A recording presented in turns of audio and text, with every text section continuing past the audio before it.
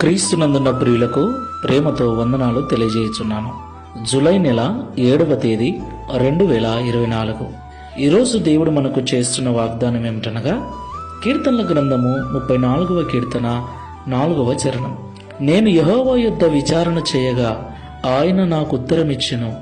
నాకు కలిగిన భయములన్నిటిలో నుండి ఆయన నన్ను తప్పించెను. దేవునికి మహిమ కలుగునుగాక. నా ప్రియమైన సహోదరి సహోదరులారా, ఈ లోకంలో జీవిస్తున్న మనమందరం కూడా ఆయా సమయములలో భయపడుతూ ఉంటాం. సమస్యలు మనల్ని చుట్టుకున్నప్పుడు, అనారోగ్య పరిస్థితులు ఎదురైనప్పుడు, ఆర్థికపరమైన ఇబ్బందులు ఎదురైనప్పుడు, అప్పుల సమస్యలు ఎదుర్కోవలసి వచ్చినప్పుడు, అలాగే పిల్లల భవిష్యత్తు నిమిత్తమై, కుటుంబ పోషణ నిమిత్తమై అనేక సమయాలలో అనేకమైన వాటి విషయాలలో భయం కలిగి ఉంటాం. మరణ భయం కూడా మనల్ని వెంటాడుతుంది.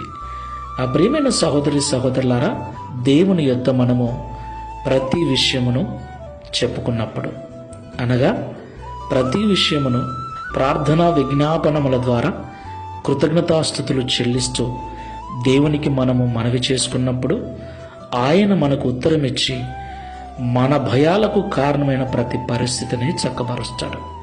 ప్రార్థన చేసుకుందాం. ప్రేమ స్వరూపుడా, పరిశుద్ధుడా, మీకు స్తోత్రాలు చెల్లిస్తున్నాం. ఈ ఉదయకాల సమయంలో దావీదు గారి ద్వారా మాతో మాట్లాడినందుకు స్తోత్రాలు. దావీదు గారికి ఎన్నో భయంకరమైన పరిస్థితులు ఎదురయ్యాయి. ఇలాగ అనేక భయాల చేత దావీదు ఇంటిని వదిలి అరణ్యములో తిరుగుతున్నాడు. అనేక పర్యాయములు ఆహారలేమితో బాధపడ్డాడు.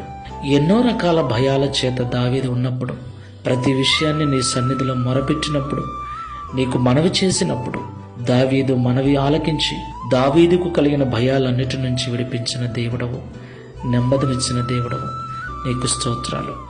ఇదిగో ప్రభువా, ఈ ప్రార్థనలో ఏకీభిస్తున్న వారిలో ఎవరెవరైతే ఎలాంటి భయాల చేత భయపడుతూ బాధపడుతున్నారో వారిని జ్ఞాపకం చేసుకోండి.